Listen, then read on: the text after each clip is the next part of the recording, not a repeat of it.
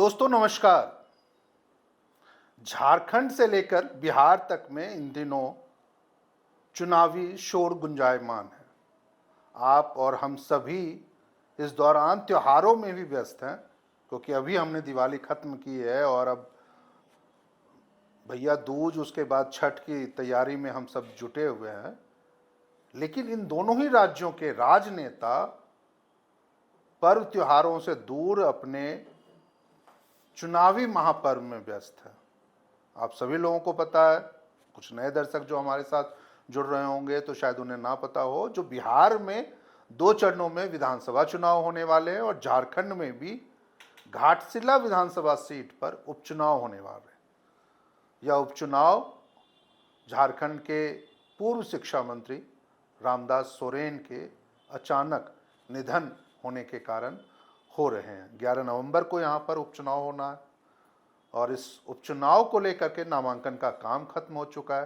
नामांकन पत्रों की भी जांच हो चुकी है और अब इंतज़ार 24 अक्टूबर का है, जब नामांकन वापस लेने का काम या उसकी समय सीमा जब खत्म होगी तो यह तस्वीर साफ होगी, जो मुख्य रूप से घाटशिला उपचुनाव में बीजेपी के बाबूलाल सोरेन, जेएमएम के सोमेश चंद्र सोरेन और जेएलकेएम उम्मीदवार के रूप में दूसरी बार चुनाव मैदान में उतरे रामदास मुर्मू के बीच मुकाबला त्रिकोणीय कैसा और कितना दिलचस्प होने वाला है। हालांकि इस मुकाबले को दिलचस्प बनाने के लिए कई अन्य राजनीतिक दलों, जिसमें कि मुख्य रूप से भारतीय आदिवासी पार्टी भी शामिल है, उसके भी उम्मीदवार हैं, तो वहीं बड़ी संख्या में निर्दलीय उम्मीदवार भी चुनाव मैदान में हैं। मुकाबला यह दिलचस्प इसलिए भी है क्योंकि यहां से जेएमएम ने अपना उम्मीदवार तो खड़ा कर दिया, लेकिन इसी बीच में बिहार में पिछले कई महीनों से लगातार चुनावी सरगर्मियों के बीच में जेएमएम कई सीटों को लेकर जो अपनी दावेदारी महागठबंधन के अंदर पेश कर रहा था और चुनाव लड़ने की तैयारी में था, वह उसकी ख्वाहिश या उसकी कोशिशें परवान नहीं चढ़ सकी। ऐसा इसलिए क्योंकि विगत दिनों झारखंड सरकार के मंत्री और जेएमएम के वरिष्ठ नेता सुदेव कुमार ने एक प्रेस कॉन्फ्रेंस कर कहा, जो बिहार में महागठबंधन में अब जेएमएम उसका हिस्सा नहीं है और वह इस चुनाव में भाग नहीं ले रहा है। हालांकि उनकी इस घोषणा से 24 घंटे पहले ही जेएमएम के प्रधान महासचिव सुप्रियो भट्टाचार्य ने कहा था जो हम 6 सीटों पे चुनाव लड़ेंगे। लेकिन कुछ ही घंटों के बाद जब फिर से सुदेव कुमार प्रेस के सामने आते हैं और जब यह ऐलान करते हैं जो जेएमएम बिहार विधानसभा चुनाव में भाग नहीं ले रहा है, तो कई लोगों के मन में यह सवाल उठे, जो क्या घाटशिला उपचुनाव के कारण ही बिहार में जेएमएम चुनाव के मैदान में नहीं है। ऐसा इसलिए भी कह सकते हैं जो सक्रियता पार्टी के शीर्ष नेतृत्व की ओर से बिहार विधानसभा चुनाव को लेकर के दिखानी चाहिए थी, वो क्या सक्रियता नजर आई। यह अलग बात है जो पार्टी ने अपने 2 नेताओं, जिसमें मंत्री सुदेव कुमार और पार्टी के महासचिव विनोद कुमार पांडे को गठबंधन में सीट शेयरिंग को लेकर के बिहार भेजा भी था। उन्होंने राजद नेता तेजस्वी यादव के साथ मुलाकात भी की, बैठकें भी की, या चर्चा भी हुई, जो हाँ गठबंधन के तहत उन्हें सीट शेयरिंग में साझेदार बनाया जाएगा। लेकिन आखिर बात कहाँ बिगड़ गई?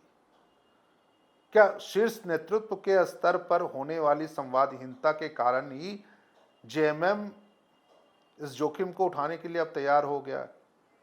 यह जोखिम मैं इसलिए कह रहा हूं क्योंकि सुदेव कुमार ने पिछले दिनों अपने प्रेस कॉन्फ्रेंस में यह बहुत ही स्पष्टता के साथ इस बात को रेखांकित किया था, जब बिहार विधानसभा चुनाव के परिणाम के बाद झारखंड में भी गठबंधन की स्थिति की समीक्षा होगी। सीधे सीधे तौर पर यदि आप इसको अर्थ समझें तो वह कांग्रेस और राजद को लेकर के बहुत सहज नहीं थे और उन्होंने कई बार ये कहा भी अपने उस प्रेस कॉन्फ्रेंस के दौरान, जो उनके साथ जेएमएम के साथ जो गठबंधन धर्म है राजद और कांग्रेस ने नहीं निभाया। यह मामला इसलिए भी दिलचस्प है क्योंकि झारखंड में जब घाटशिला उपचुनाव की सरगर्मी तेज है और इस बीच जब यह खबर आती है जो बिहार में जेएमएम चुनाव नहीं लड़ रहा है, तो इस मुद्दे को लेकर के एनडीए के कई दल जिसमें बीजेपी भी शामिल है, उनके नेताओं ने जेएमएम पे यह आरोप लगाया जो उन्होंने बिहार विधानसभा चुनाव में भाग नहीं लेकर के महागठबंधन के बीच में अपनी स्थितियों को कमजोर रखते हुए झारखंडी अस्मिता को दांव पे लगा दिया। उन्होंने बीजेपी या एनडीए के दूसरे दलों ने जरूर इसे लेकर के कांग्रेस और राजद पे कई सवाल उठाए, तीखा वार भी किया, लेकिन इस बीच में इन नेताओं का बयान जेएमएम के प्रति एक सॉफ्ट नजरिए को भी दर्शाता दिख रहा था। तो क्या इसके संकेत 14 नवंबर के बाद जब झारखंड में घाटशिला उपचुनाव का परिणाम सामने आ जाएगा और बिहार में बिहार विधानसभा की 243 सीटों का परिणाम सामने आ जाएगा, उसके बाद क्या नई राजनीति का संकेत भी देता है? यह सवाल बहुत ही दिलचस्प और महत्वपूर्ण है। क्या आने वाले दिनों में झारखंड में नई राजनीतिक गठबंधन भी दिख सकता है? मुख्यमंत्री हेमंत सोरेन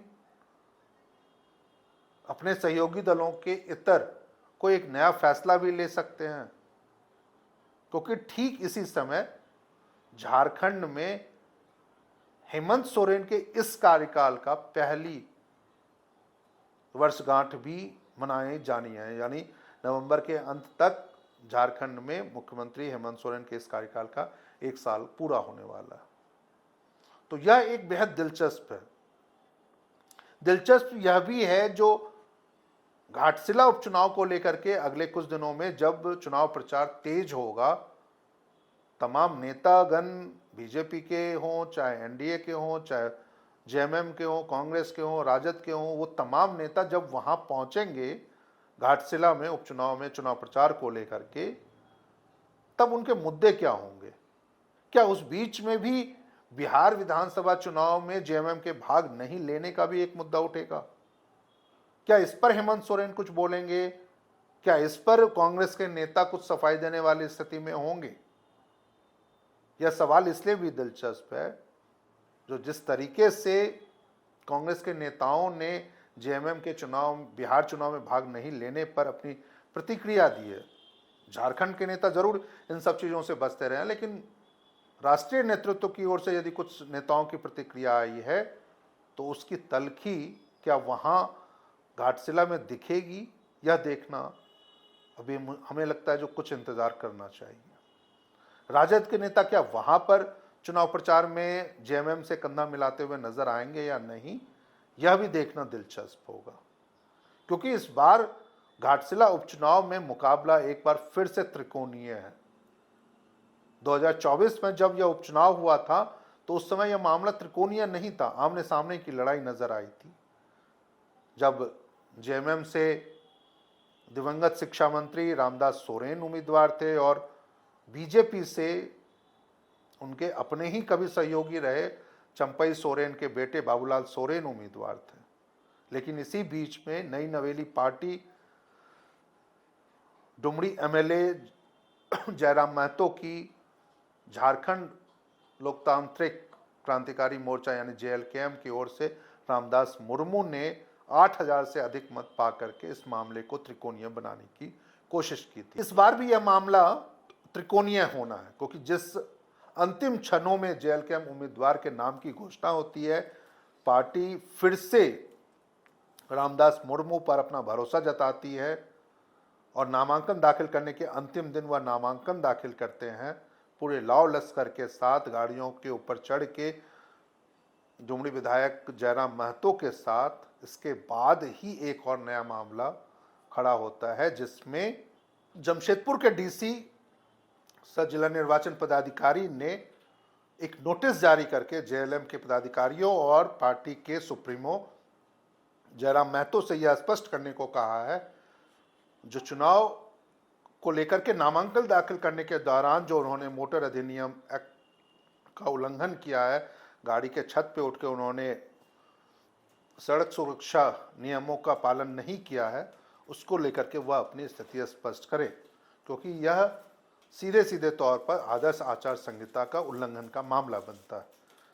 यानी चुनाव प्रचार में उतरने से पहले ही जेएलकेएम के लिए एक नई मुसीबत खड़ी हो गई है। बावजूद इसके पार्टी और उसके नेता या मुखिया जयराम महतो इस तैयारी में हैं जो इस चुनाव को कैसे त्रिकोणीय बनाया जाए, क्योंकि इस बार आप और हम सभी जानते हैं जो यह मामला मुद्दों से ज़्यादा सहानुभूति के वोटों के आधार पर यह लड़ा जाने वाला है।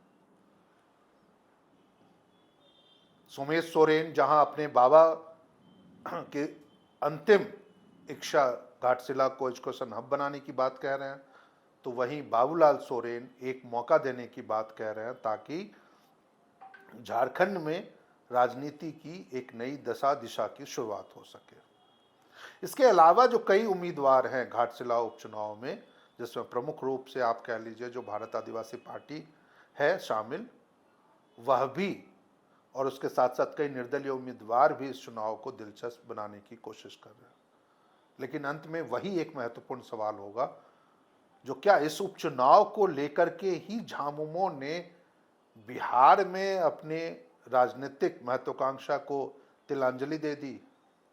क्या घाटशिला उपचुनाव के कारण ही पार्टी बिहार में विधानसभा चुनाव नहीं लड़ रही है? क्या घाटशिला उपचुनाव को लेकर के ही पार्टी महागठबंधन को भी दांव पे लगाने के लिए तैयार नजर आ रही है? क्योंकि सुदीव्य कुमार के बयान को अब तक ना तो मुख्यमंत्री हेमंत सोरेन की सहमति मिल पाई है और ना ही उनके बयान से संबंधित किसी भी मीडिया की खबरों को मुख्यमंत्री ने अपने किसी भी सोशल मीडिया हैंडल पर शेयर किया। हालांकि यह अलग बात है जो मुख्यमंत्री के सबसे करीबी मंत्रियों में यदि कोई है तो उसमें सुदीव्य कुमार भी आते हैं। आप और हम सभी लोगों को इंतजार अब 14 नवंबर को होगा, जब इस विधानसभा चुनाव की, विधानसभा उपचुनाव की मतगणना के परिणाम सामने आते हैं और फिर यह देखना दिलचस्प होगा जो झारखंड से लेकर के बिहार तक में नए राजनीतिक समीकरण क्या बनते हैं। इस वीडियो में फिलहाल इतना ही। आपको यह वीडियो कैसा लगा आप हमें कमेंट करके ज़रूर बताइएगा। यदि आप हमारे प्लेटफॉर्म पे नए हैं तो हमारे चैनल को सब्सक्राइब कीजिए, ज्वाइन कीजिए। यह प्रयास आपका हमारी कोशिशों को नया मुकाम देगा। मैं हूं शैलेंद्र और आप देख रहे थे जीटी रोड लाइव।